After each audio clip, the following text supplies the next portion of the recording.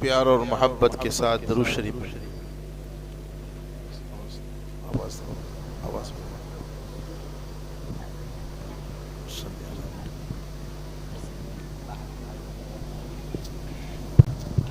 अल्हम्दुलिल्लाह अल्हम्दुलिल्लाहि वहदहु वस्सलातु वस्सलामु अला मन ला नबिय्य बअदा।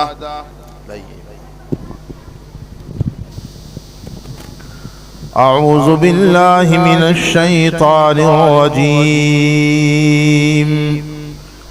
बिस्मिल्लाहिर रहमानिर रहीम। इन्ना नहनु नज़्ज़लना ज़िक्र व इन्ना लहू लहाफ़िज़ून।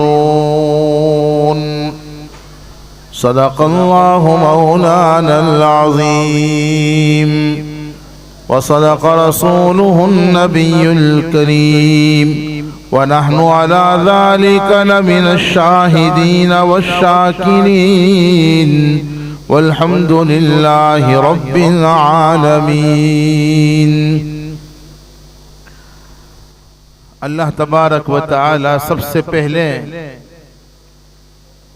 इस मदरसे को और इसके तलबा, असातिज़ा, मुंतज़िमीन, मुआविनीन को, जलसे के तमाम प्रोग्राम को और इस प्रोग्राम को कामयाब बनाने में जिन लोगों ने जिस तरह से भी कुर्बानियाँ दी हैं, माली एतबार से, इल्मी एतबार से, उन तमाम की कुर्बानियों को अल्लाह तबारक व तआला कबूल फरमा ले। आप लोग आमीन नहीं कहते। मैं जब से बैठा हूं तब से देख रहा हूं, बहुत खामोशी के साथ आप लोग बैठे हैं। कोई हरकत नजर नहीं आती, कोई गर्मी नजर नहीं आती। कम से कम जब इतनी कीमती दुआएं की जाए तो जोर से आमीन तो कहना चाहिए ना। अल्लाह तबारक व तआला सबको कबूल फरमा ले, जोर से माशाअल्लाह। चूंकि तफसीली गुफ्तगू का मौका नहीं है, काफ़ी तवील वक्त गुजर चुका है, मुझे भी हमारे मुंतज़िमीन ने आधा घंटे का वक्त दिया है। काफ़ी है इतना इंशाअल्लाह। हाँ जी, खैर इंशाअल्लाह तफसीली गुफ्तगू किसी और मौके से। मुख्तसरन अर्ज़ ये है कि दुनिया को अल्लाह रब्बुल इज़्ज़त ने दारुल अमल बनाया और आखिरत को दारुल जज़ा और दारुल इनाम बनाया। दारुल अमल का मतलब यह है कि यहाँ हमें अमल करना है और दुनिया में हर बंदा हर वक्त कोई न कोई अमल करता। अमल यानी काम। आप गौर कीजिए, हर शख्स दुनिया में हर वक्त कोई न कोई अमल तो करता ही है। हम और आप यहाँ बैठे हैं, ये बैठना भी तो एक अमल है। बाज लोग अपने घरों में मोबाइल के सामने, टीवी की सीरियलों में और मोबाइल की चैटिंग में बैठे हुए हैं, वो भी एक अमल है। खुशनसीब है वो लोग जिनका अमल शरीयत और सुन्नत के मुताबिक होता है, और जिनका भी अमल शरीयत और सुन्नत के मुताबिक होगा उस अमल को अमल सालेह कहते हैं, नेक अमल कहते हैं। नेक अमल सिर्फ नमाज पढ़ना ही नहीं है, नेक अमल सिर्फ कुरान पढ़ना ही नहीं। बेशक कुरान पढ़ना, पढ़ाना ये इतना मुबारक अमल है कि दुनिया वालों की नजरों में उनकी कोई अजमत, कोई वक़ात, कोई कदर कीमत हो न हो, जनाब मोहम्मदुर रसूलुल्लाह सल्लल्लाहु अलैहि वसल्लम ने अपने पाक इरशाद में यूं फरमाया, खैरुकुम मन तअल्लमल कुरान व अल्लमा। तमाम लोगों में सबसे बेहतर शख्स वो है जो कुरान को सीखे और सिखाएं। कुरान को सीखने वाले ये तलबा हैं, ये भी मुबारक हैं, सिखाने वाले ये इनके उलमा हैं, ये भी मुबारक हैं, ये भी बेहतर हैं, ये भी बेहतर हैं। किसकी नजरों में? कहाँ बेहतर है? अल्लाह और उसके रसूल की नजरों में। और इनका बेहतर होना क़यामत के दिन मालूम हो जाएगा। मैं बहुत मुख्तसरन अर्ज़ करने की कोशिश करूंगा। बातें तो बहुत ज़हन में अल्लाह की तौफीक से आई थी, लेकिन किन किन बातों को बयान किया जाए मुख्तसर वक्त में। दुनिया दारुल अमल है, आखिरत दारुल जज़ा। दारुल अमल क्यों बनाया दुनिया को और आखिरत को दारुल जज़ा क्यों बनाया, इसमें भी बहुत सी बातें हैं। लेकिन उन सारी बातों को छोड़कर जिनकी निस्बत कुरान से हो जाए, अल्लाह तबारक व तआला दुनिया में भी उन्हें हकीकी इज्जत और राहत से नवाजते हैं और आखिरत में अजर अजीम से नवाजते हैं। उलमा ने एक बात जो बयान फरमाई, मेरा दिल चाहता है वो मैं जरूर बतलाऊं। अल्लाह ने दुनिया को दारुल अमल बनाया और आखिरत को दारुल जज़ा क्यों बनाया? और इसका क्या मतलब है? क्या हर अमल का बदला आखिरत ही में मिलेगा? हर अच्छे अमल की जज़ा और बुरे अमल की सजा आखिरत ही में मिलेगी? ऐसा नहीं है। कुरान और सुन्नत से मालूम ये होता है, इंसान जब भी कोई अच्छा अमल करता है तो उसकी हकीकी जज़ा और उसका हकीकी बदला तो कहाँ मिलेगा? आप जब तक बोलोगे नहीं मैं बात आगे बढ़ाऊंगा नहीं, मैं ऐसा खामोश बयान करता ही नहीं हूं। बोलो भाई, हकीकी जज़ा और हकीकी बदला कहाँ मिलेगा? आखिरत में। माशाअल्लाह, जज़ाकुम। आपको बुलवा कर छोड़ूंगा मैं, वैसे नहीं छोड़ूंगा। हाँ, हकीकी जज़ा और हकीकी बदला आखिरत में। लेकिन अल्लाह तो करीम है।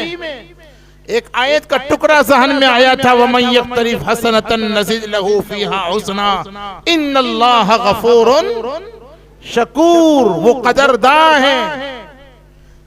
एक अजीब बात, पता नहीं किस मुखलिस के इखलास की बरकत है, अल्लाह का फज़ल व करम, अजीब बात याद आ गई। साहिबों, उस करीम का करीमाना कानून ये है कि वो अपने हर बंदे को नेकी पर अजर तो जरूर देता है, लेकिन हर बंदे की गुनाहों पर पकड़ नहीं करता। क्या कहा? हर बंदे और बंदी को, वो मुसलमान हो बेईमान हो, अजर तो उसे भी मिलता है। एक बात भी अल्हम्दुलिल्लाह अपनी तरफ से नहीं बतलाता। ये सारी बातें कुरान और सुन्नत में मौजूद है। बेईमानों को भी नेकी का काम तो वो भी करते हैं ना, अल्लाह उनके अमल को भी ज़ाये नहीं करता, उनको भी उनके अमल का अजर जरूर मिलता है, लेकिन दुनिया में इज्जत की शक्ल में, राहत की शक्ल में, हुकूमत की शक्ल में और उम्मीदों और आरज़ुओं के पूरा होने की शक्ल में वगैरह। हर अमल पर अजर तो जरूर देता है, लेकिन हर गुनाह पर बोलो पकड़ नहीं करता। अच्छा, दुनिया में भी अल्लाह तबारक व तआला नेकियों पर और नेक आमाल पर और आमाल सालिहा पर अजर जरूर देते हैं, लेकिन वो हकीकी और कामिल और मुकम्मल अजर और बदला नहीं है। आखिरत में जो हकीकी अजर मिलेगा उसका बहुत थोड़ा सा हिस्सा है। दुनिया में अजर मिलता है, उसकी दलील कई आयात मुबारका है। मैंने कहा नेक आमाल पर हकीकी मोहब्बतें मिलती है, उसकी दलील कुरान में मौजूद है।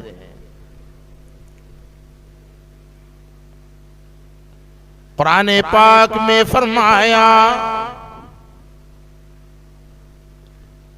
हक ताला नेक अमाल पर अपने बंदों को हकीकी मोहब्बत से नवाजते हैं। फरमाया, इन्नल्लज़ीना आमनू व अमिलुस्सालिहात सयजअलु लहुमुर रहमानु वुद्दा। जो ईमान लाया और आमाले सालिहा का एहतिमाम किया, इन्नल्लज़ीना आमनू व अमिलुस्सालिहात, तो नेक अमल कहते किसे हैं? सिर्फ नमाज पढ़ना नेक अमल है? ये नेक अमल की एक शक्ल है। सिर्फ कुरान पढ़ना नेक अमल है? नहीं, ये भी नेक अमल की एक शक्ल है। और खुदा की कसम ताजिरों, अगर तुम बाजार में जाकर शरीयत और सुन्नत के मुताबिक तिजारत करते हो, पूछो इन उलमा से, आपका ये तिजारत करना भी इबादत है और आपका ये बाजारों में तिजारत करना भी नेक अमल है। हाँ, रास्ते में चलते हुए तकलीफ देने वाली चीज को अगर आप हटा देते हो, ये तकलीफ देने वाली चीज को हटा देना भी नेक अमल है कि नहीं है? आप किसी मुसलमान को मुलाकात जब करते हो और मुसलमान से मुलाकात के वक्त उसकी तरफ देखकर मुस्कुराते हो, क्या करते हो? मुस्कुराओगे कि नहीं मुस्कुराओगे? जब तुम्हारी चाचियां मिले तब देखकर मत मुस्कुराई हो। फिर आप मुझे बदनाम करो। मुफ्ती साहब आए थे, उन्होंने कहा हर एक को देखकर क्या करो, बोलो। बोलो नहीं यार, मैं अगली बात बाद में बोलता हूँ। हर एक को देखकर मुस्कुराओ, लेकिन वो महरम न हो, गैर महरम न हो। समझे कि नहीं? एक मर्द किसी दूसरे मर्द से मुलाकात करे, देख करके मुस्कुराना, ये भी इबादत है, ये भी नेकी है। बहरहाल शरीयत और सुन्नत के मुताबिक जब भी कोई अमल किया जाए तो वो नेकी का अमल है, उसे अमल सालेह कहते हैं। अल्लाह तबारक व तआला दुनिया में इनाम ये देते हैं, सयजअलु लहुमुर रहमानु वुद्दा, लोगों के दिलों में उसकी मोहब्बत उतार देते हैं। फिर इसके तहत में एक तफसीरी रिवायत मौजूद है, जब अल्लाह किसी के नेक अमल की वजह से उससे मोहब्बत करते हैं ना, जिब्रील अमीन को बुलाते हैं, इधर आओ, और उसको कहते हैं कि देखो फुला बंदा अहमदाबाद में फतेहवारी, कौन सी मस्जिद है, मस्जिद हमजा के एरिया में जो रहता है ना, बड़ा नेक बंदा है, बड़ा नमाजी है, नमाजों का पाबंद, तकबीर उला का पाबंद, कुरान की तिलावत का पाबंद, जिक्र अस्कार का पाबंद, इबादत भी बड़ी करता है और सखावत भी। सखावत करने वाले बोलो, जो बखील है उनको बोलने की जरूरत। इबादत भी बड़ी करता है और सखावत भी, माशाअल्लाह सभी सखी है। इसलिए ऐ जिब्रील, मैं फुला बंदे से मोहब्बत करता हूं, तुम भी उनसे मोहब्बत कीजिए और ऐलान करो आसमानों और जमीनों में, आसमान के सारे फरिश्ते भी और जमीन की सारी मखलूक भी उससे मोहब्बत करे। ये हदीस पाक का खुलासा बुखारी वगैरह में मौजूद।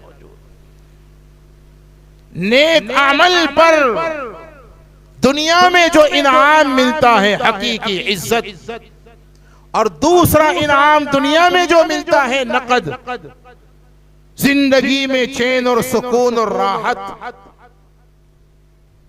ये भी मैं अपनी तरफ से नहीं कह रहा, कुरान में मौजूद है। कुरान पाक में फरमाया, मन आमिला सालिहम मिन ज़करिन औ उन्सा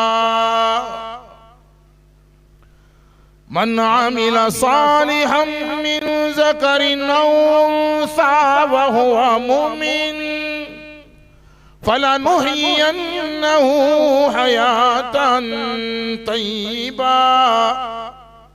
नेक आमाल का एहतमाम कोई करे, मर्द हो या औरत, बशर्ते कि वो कौन हो, मुसलमान हो।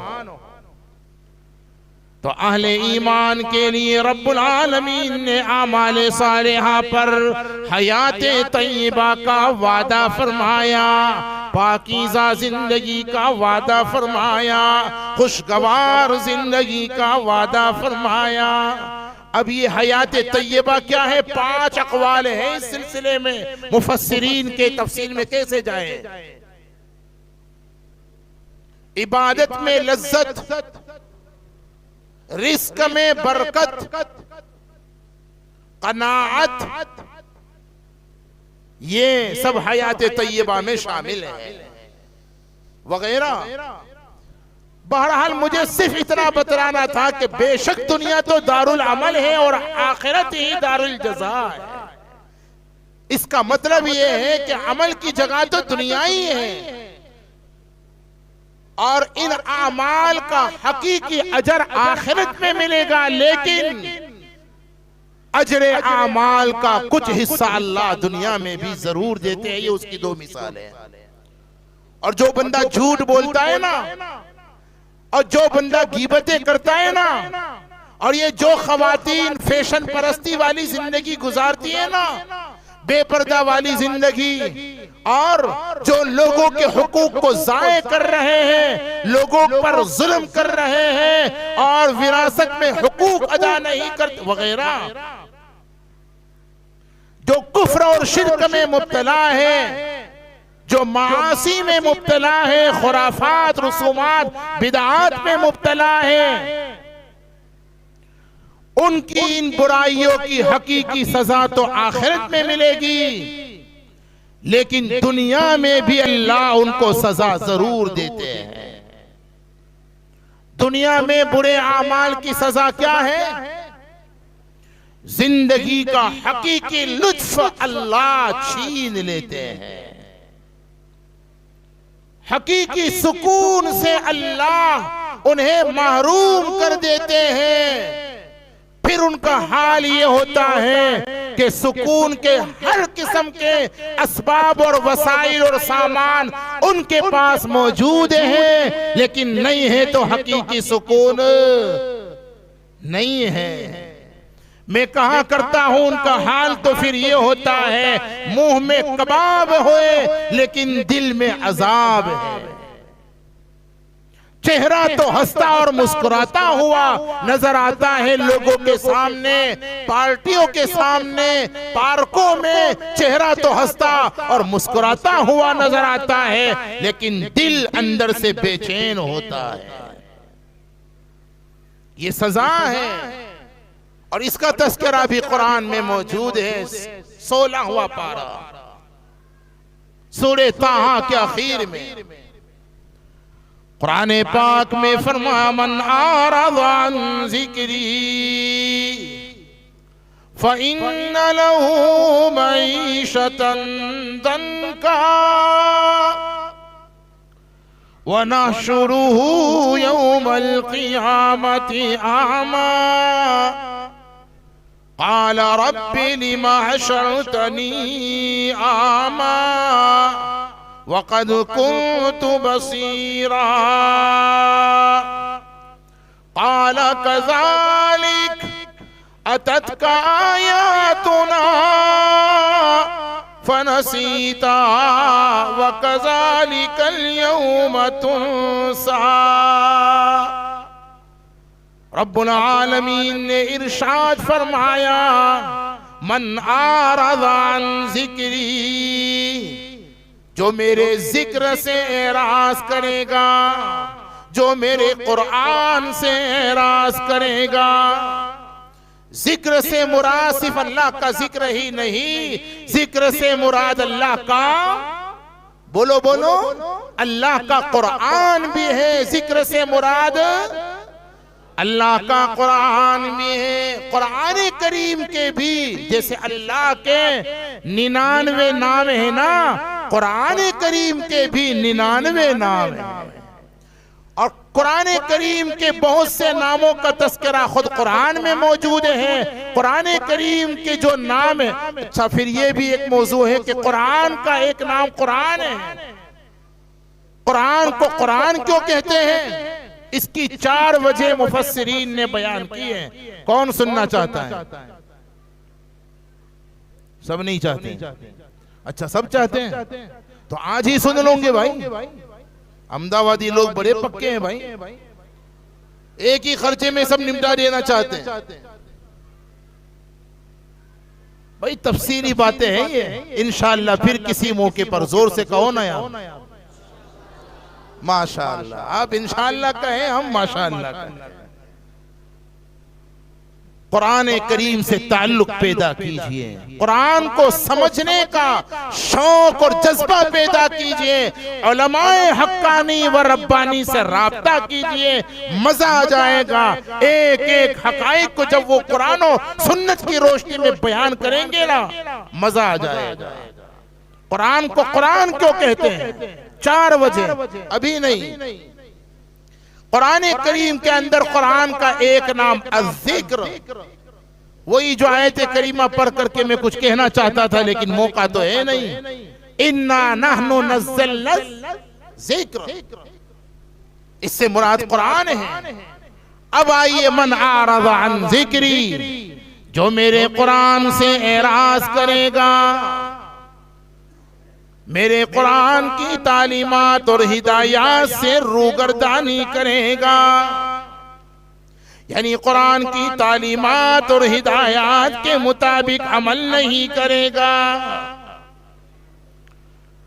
कुरान सिर्फ किताबे तिलावत नहीं है,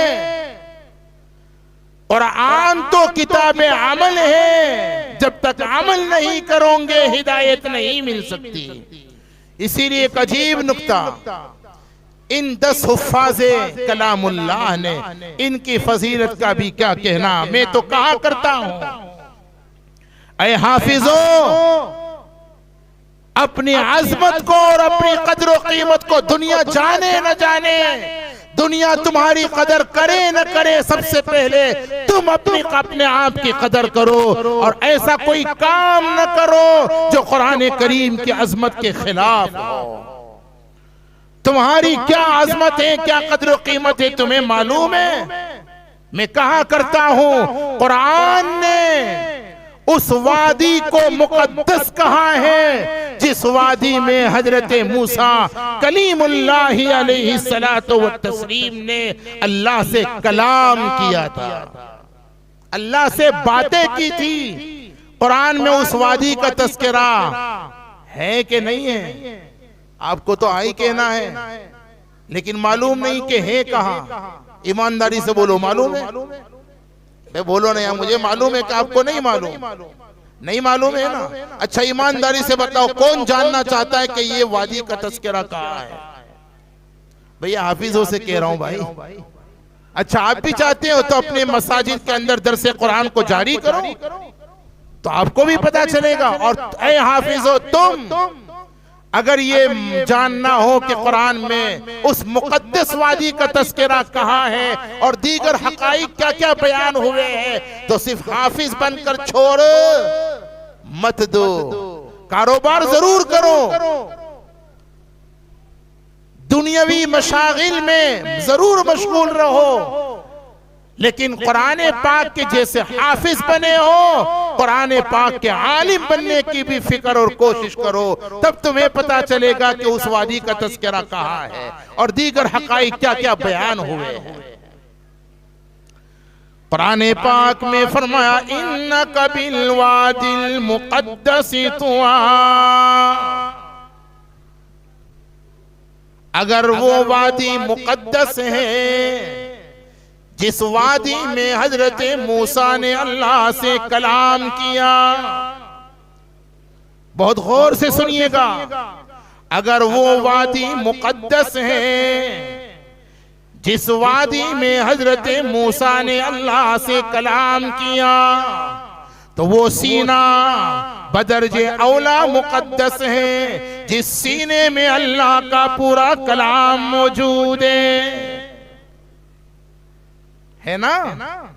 जब एक मर्तबा सैयदना मूसा ने जिस जगह अल्लाह से कलाम कर लिया वो जगह मुकद्दस हो गई, कुरान में उसका तज़किरा मौजूद है। ऐ हाफिजो, तुम्हारे सीने में अल्लाह का पूरा कलाम है। इस सीने में हसद को मत आने दो, इस सीने में किसी के लिए कीने को मत आने दो, इस सीने में हुब्बे जा और हुब्बे बा और दुनिया की बेजा और हवस और शहवत की बेजा मोहब्बत को मत आने दो। अगर आ जाए अल्लाह से तौबा करो। कौन करेगा? करोगे इंशाअल्लाह हम सब। और भी एक अजीब बात, आपके फजाइल तो बहुत है।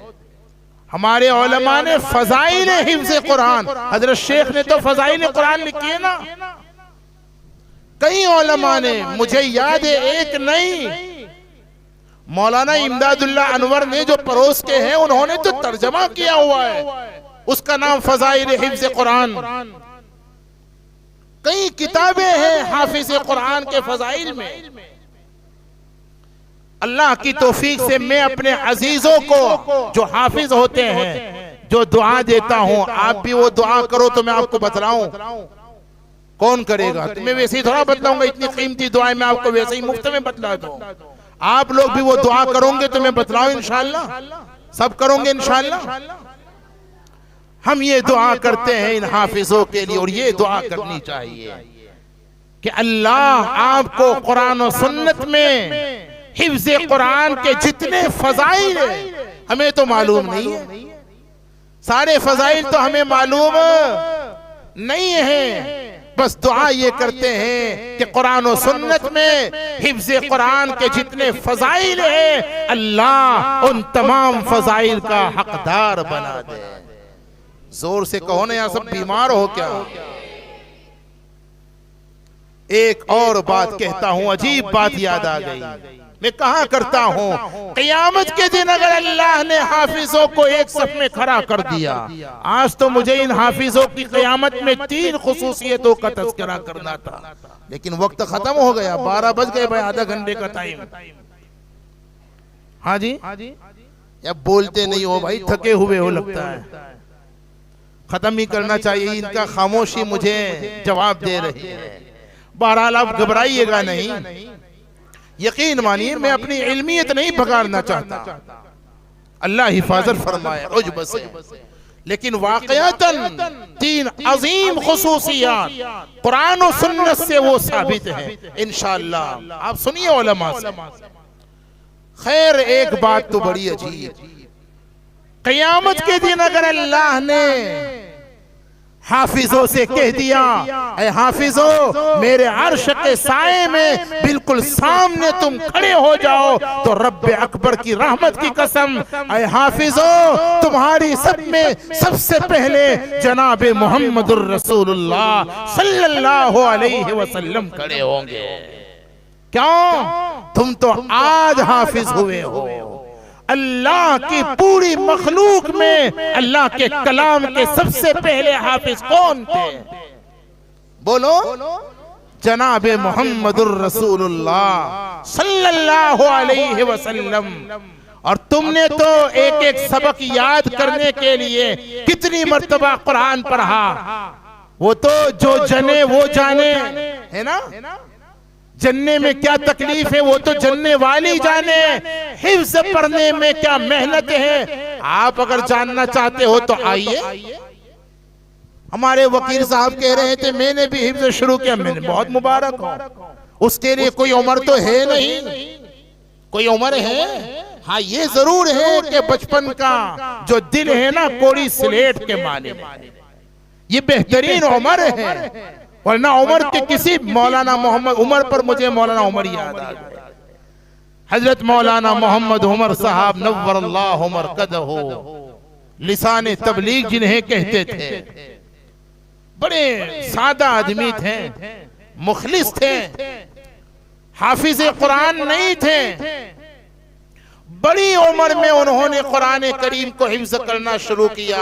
तलब थी तो अल्लाह तबारक व तआला ने उन्हें बड़ी उम्र में हाफिज कुरान बना दिया। कुरान तो भाई कुरान है, उससे मोहब्बत करके देखो।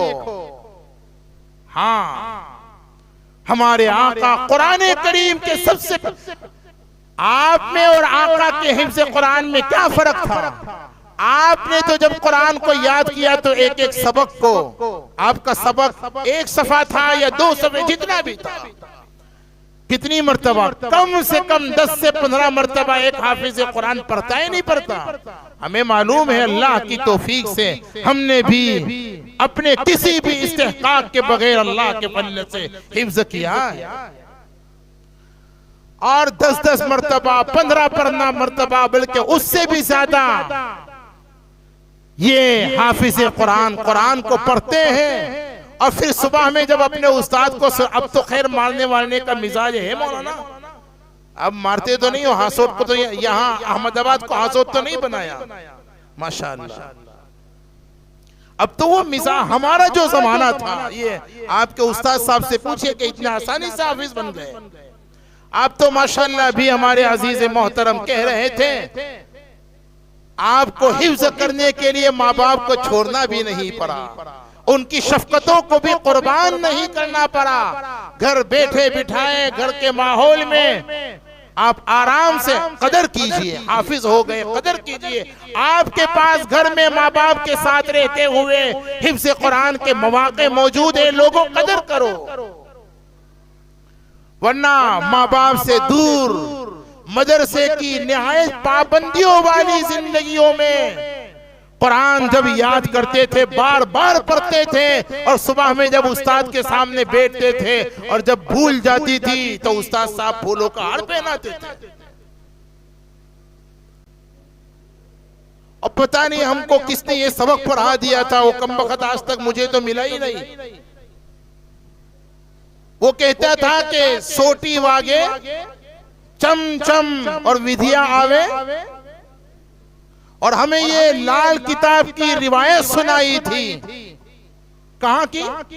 बुखारी शरीफ की नहीं, मुस्लिम शरीफ और तिरमिजी शरीफ की नहीं, लाल किताब की ये रिवायत सुनाई थी कि उस्ताद की लकड़ी जहां लगेगी वहां जहन्नम की आग हराम है। ये रिवायत तो आज तक मिली ही नहीं, इसलिए खूब खाते थे, समझे कि नहीं? मेरे भाइयों, मैं तो कहा यकीनन हाफिज कुरान उस वक्त तक हाफिज कुरान नहीं हो सकता जब तक वो आशिक कुरान न हो जाए। हाँ, बार बार कुरान को पढ़ना पड़ता है, लेकिन याद रखो, हाफिजों कुरान को याद करना और हाफिज कुरान हो जाना फर्ज ऐन तो नहीं है, फर्ज किफाया है। लेकिन याद हो जाने के बाद, हाफिज हो जाने के बाद फिर सारी जिंदगी कुरान करीम को याद रखना ये फर्ज है। जिस हाफिज ने भी कुरान को हिफ्ज कर लिया, अब सारी जिंदगी उसको महफूज रखना, याद रखना ये फर्ज ऐन है हाफिजों पर। और भूल जाना गुनाह कबीरा है, बड़ी सख्त वईद है भी। बहरहाल हमारे आका को हमारी तरह बार बार एक एक आयत को पढ़ना नहीं पड़ता था। हमारे आका से ज्यादा कोई ज़हीन नहीं था। आज तक इतना ज़हीन अल्लाह ने न किसी को बनाया है, न आइंदा कभी बनाएंगे। कुरान से मालूम होता है, शुरू में बिल्कुल इब्तिदाई वही के जमाने में जब वही नाजिल होती थी और हजरत रूहुल अमीन कुरान करीम की कोई आयत या कोई हिस्सा लेकर आते थे तो हमारे आका उनके साथ साथ पढ़ना शुरू करते थे, ताकि जिब्रील अमीन जो कुरान लेकर आए वो मैं भूल न जाऊं। इस खौफ से, इस अंदेशे से अब एक ही वक्त में कुरान को सुना भी जाए और दोहराया भी जाए, ये तो मुश्किल काम है ना। और यहां से उलमा ने एक अजीब व गरीब बात ये भी बयान फरमाई किसी भी चीज को याद रखने का एक बेहतरीन जरिया और तरीका उसको ध्यान से सुनना भी है। हाँ, रटना नहीं है, सिर्फ रटना नहीं है। रटना समझते हो कि नहीं समझते हो? रटनाम को मत समझना। आपके अंग्रेजी में क्या कहते भाई रटने को? रिपीट करना। बल्कि बेहतर शायद आपके यहां भी ये होगा कि उस्ताद मोहतरम सबक आपका पढ़ देते होंगे, या आप सबक याद करने से पहले हाफिजों को हिफ्ज़ का तरीका ये है कि किसी से अपना वो सबक जो याद करना अच्छी तरह सुन ले। सुनना बहुत मुक़द्दस अमल है, ईमानी अमल है। सुनना और इताअत करना, समिअना व अताना। तो सुनना हिफ्ज़ के लिए बेहतरीन सबब भी है। हमारे आका जिब्रील से सुनते थे और सुन करके फौरन उसको दोहराते थे, इस अंदेशे के पेश नजर कि कहीं भूल न जाओ। बिल्कुल शुरू की बात है। हक ताला ने कुरान नाजिल फरमाया और प्यार के साथ हमारे आका को रोक दिया। क्या फरमाया?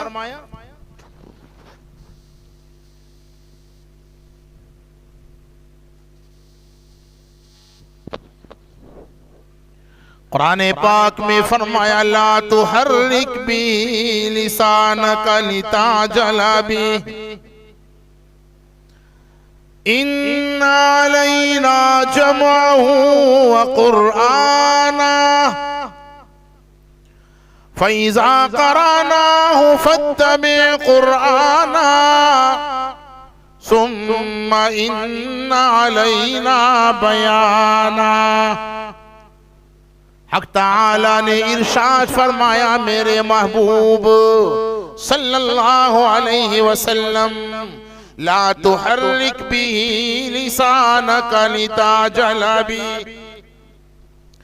आपको अपने लबों को हरकत देने की भी जरूरत नहीं। कुरान करीम को नाजिल करना भी हमारी जिम्मेदारी और कुरान करीम को आपके सीने में महफूज कर देना भी हमारी जिम्मेदारी, और फिर आपकी जुबान मुकद्दस से कुरान करीम के हकाइक को बयान करवाना भी हमारी जिम्मेदारी है। सुम्मा इन्ना अलैना बयाना इन्ना अलैना जमअहू व कुरआना, कुरान को आपके सीने में जमा कर देना और महफूज कर देना भी हमारी जिम्मेदारी, और फिर आपसे कुरानी हकाइक को बयान करवाना भी हमारी जिम्मेदारी। तो हदीस में आता है, उसके बाद से हमारे आका जब भी वही आती है, कुरान का जो हिस्सा नाजिल होता, खामोशी से सुनते, रिपीट किए बगैर सुनते।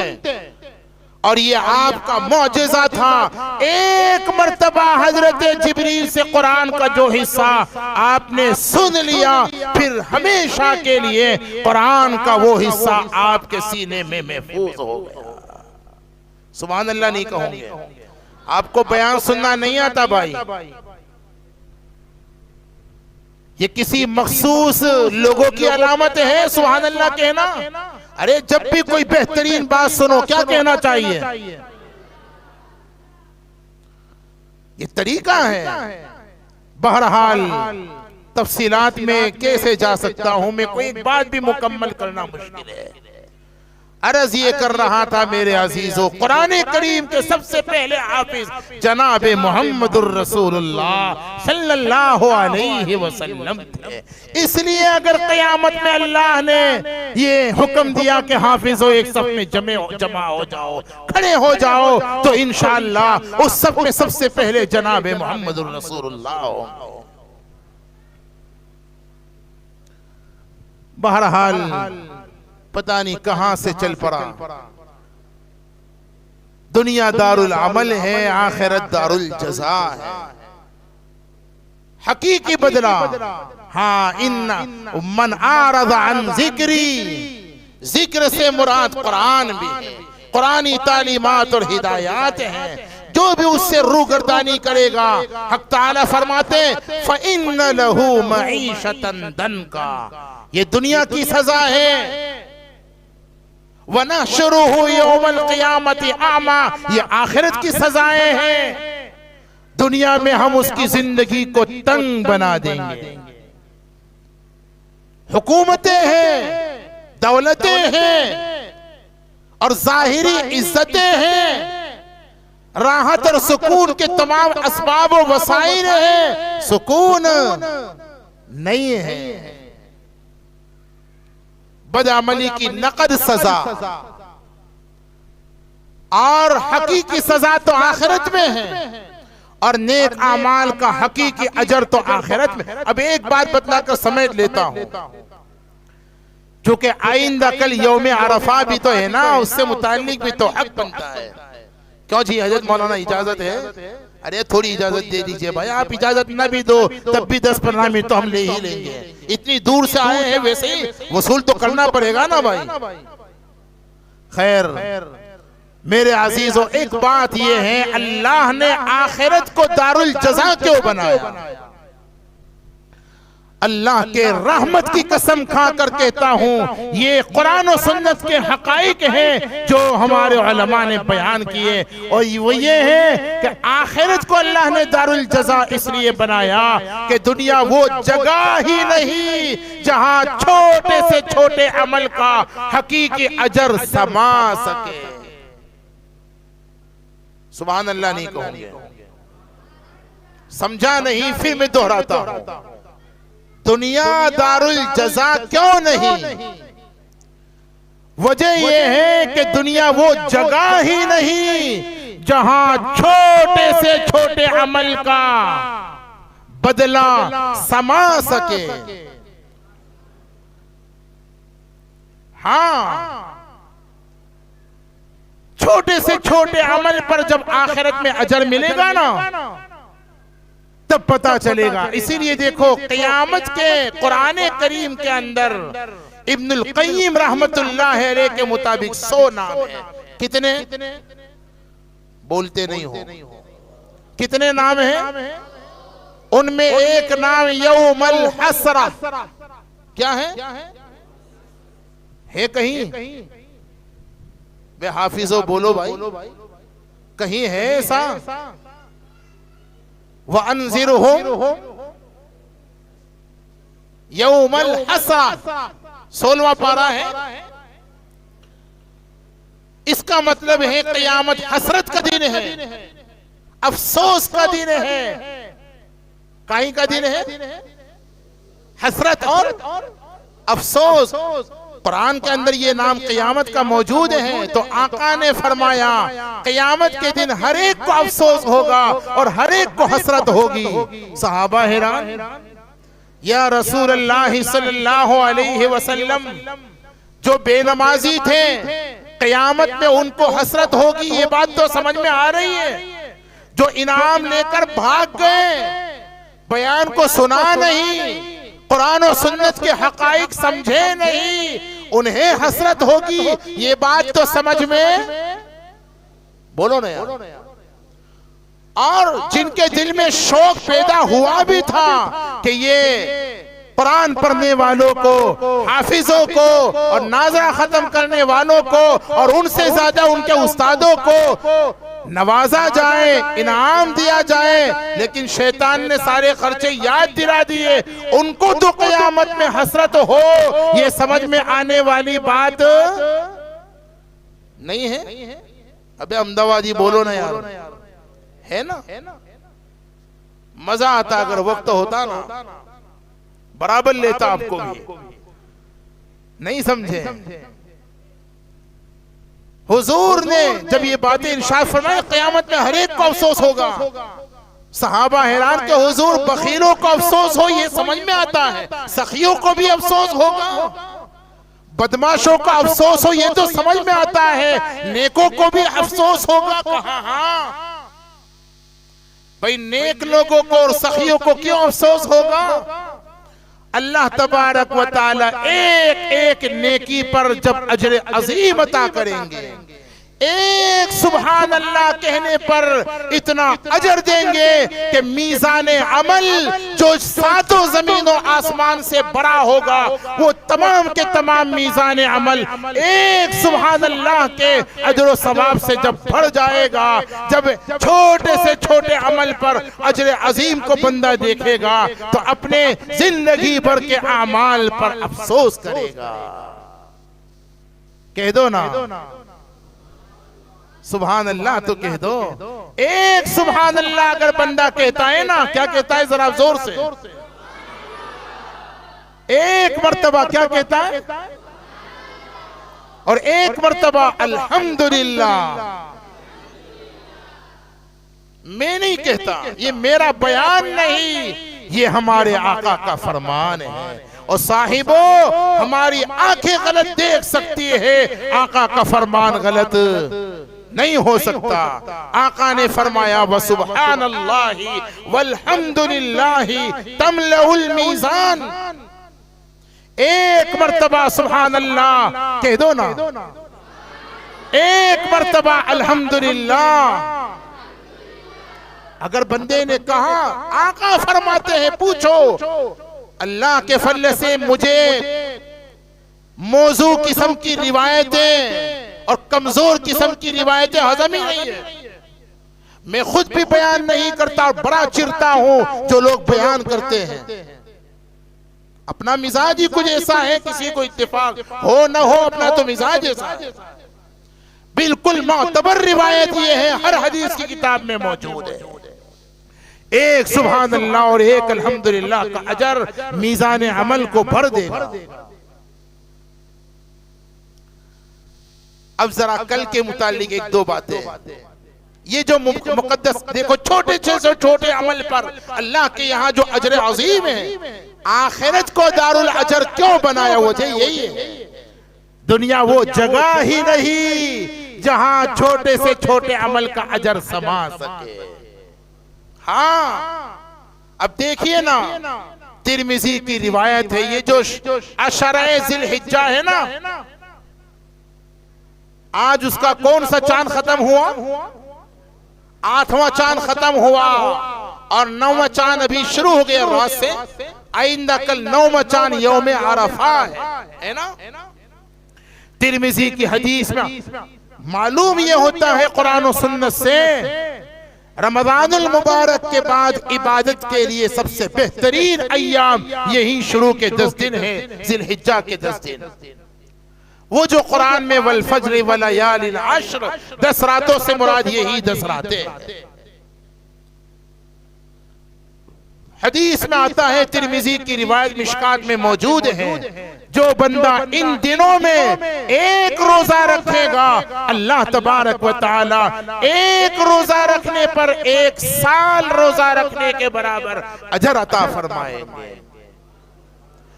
और जो बंदा इन रातों में इबादत करेगा, अल्लाह उसको शबे कदर की इबादत का अजर अता फरमाएंगे। ये हदीस है। आइंदा कल रोजा रखोगे इंशाअल्लाह। फर्ज नहीं है, वाजिब नहीं है, नफल है।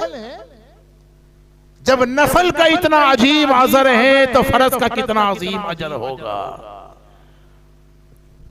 आइंदा कल का जो रोजा रखेगा उसको ये फजीलत तो हासिल होगी ही, 1 साल रोजा रखने के बराबर अजर व सवाब मिलेगा।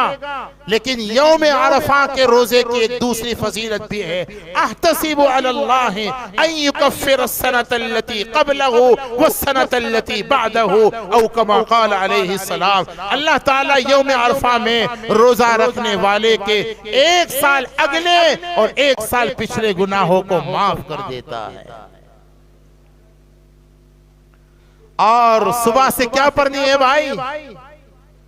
हाँ जी, हाँ जी, जरा बोलो ना, अल्लाहु अकबर, अल्लाहु अकबर, ला इलाहा इल्लल्लाहु, अल्लाहु अकबर, अल्लाहु अकबर वलिल्लाहिल हम्द। कब से पढ़ना है भाई? पढ़ोगे इंशाअल्लाह। गालिबन तबरानी की रिवायत है, मैंने लिखा है अपने एक मजमून में, मुकम्मल हवाला ज़हन में है जरूर।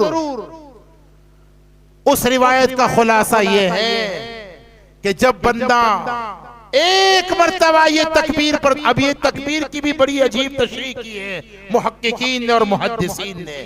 ये तीन जो जुमले हैं अल्लाह अकबर अल्लाह, तीन अजीम शान शख्सियात के जुमले, अब तफसील में कैसे जाऊं, आपको खींचते खींचते 1 घंटे तक तो ले आया हूं, अब ज्यादा नहीं खींचूंगा, मुझे भी सफर करना है ना भाई।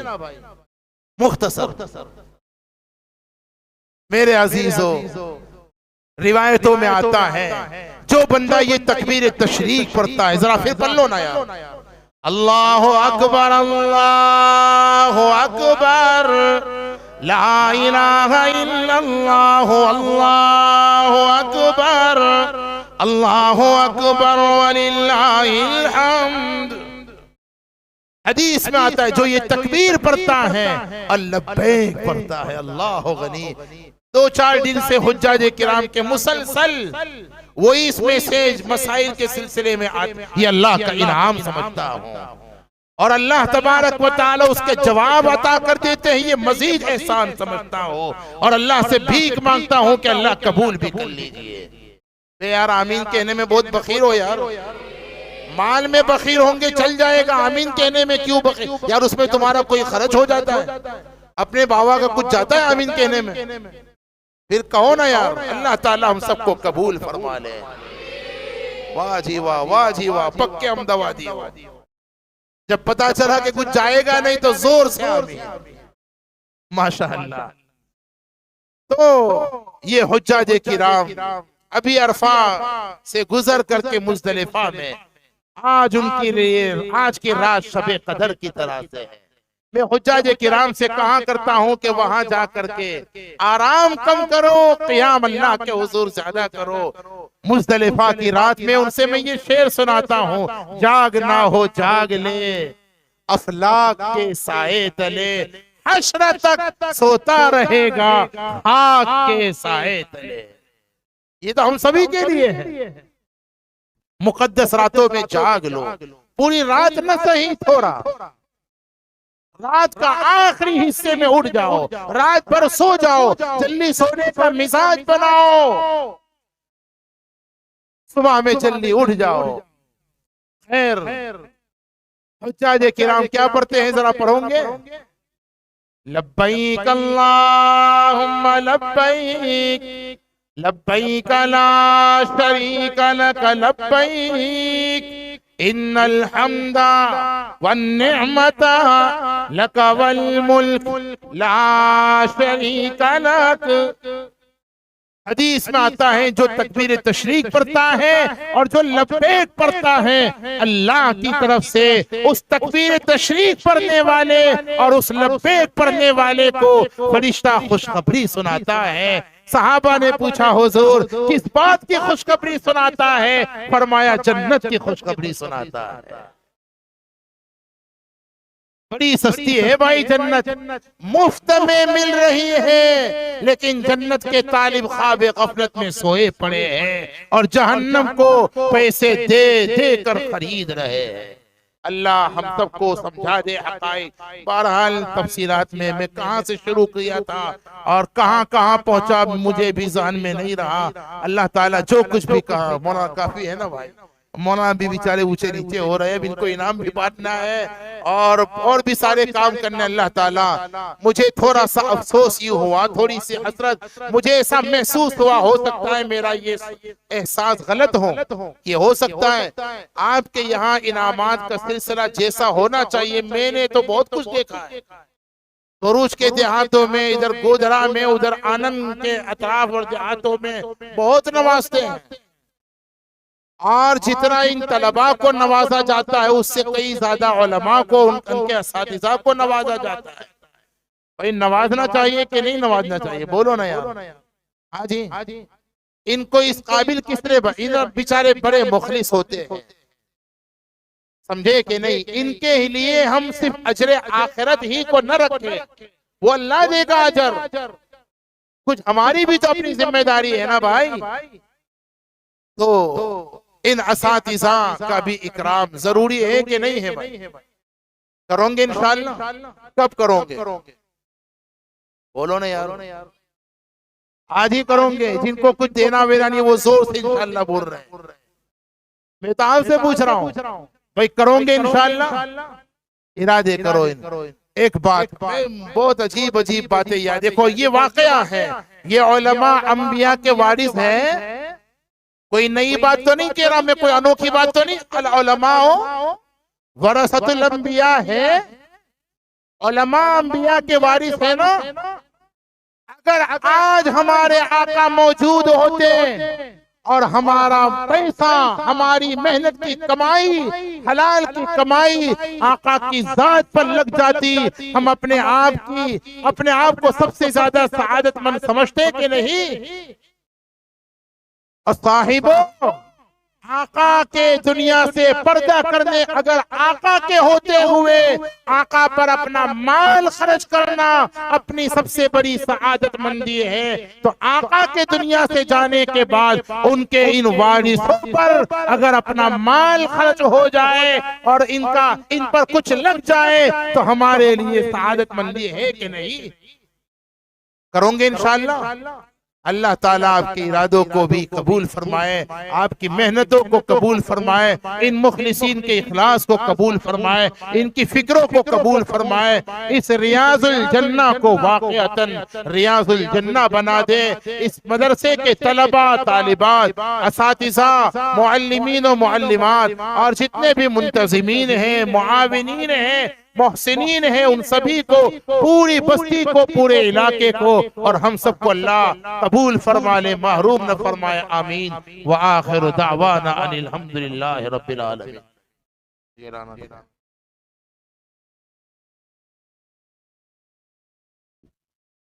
छुट्टी का ऐलान सुनने के मकतब की कल सुबह से छुट्टी है, 25 तारीख की शाम तक मकतब की, और 26 तारीख की सुबह से मदरसा शुरू हो जाएगा। दर्जाती हिफ्ज के बच्चों के लिए इतवार से इतवार 8 दिन की छुट्टी है और दूसरे बच्चों के लिए 10 दिन की छुट्टी है। मंडे से और सोमवार के दिन से हिफ्ज की तालीम शुरू हो जाएगी।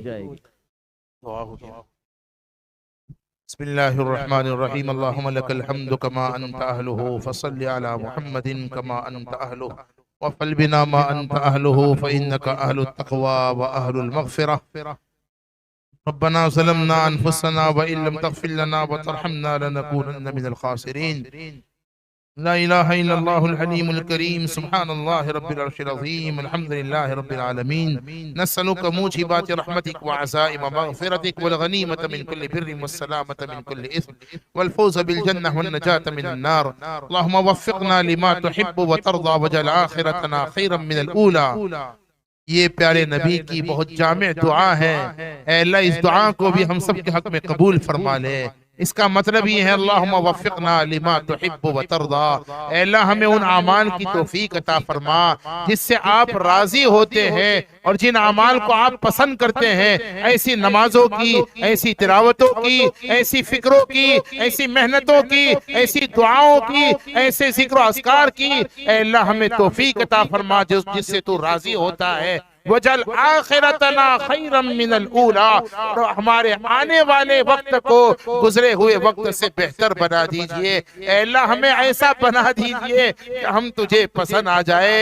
ऐ अल्लाह, अचानक की खैर को मुकद्दर फरमा और अचानक की शर से हिफाजत फरमा, बल्कि हर खैर को मुकद्दर फरमा और हर शर से हिफाजत फरमा। हमारे आका ने जितनी भी खैर और भलाइयों की दुआएं मांगी है, वो तमाम खैर और भलाइयाँ हम सब हक में कबूल फरमा।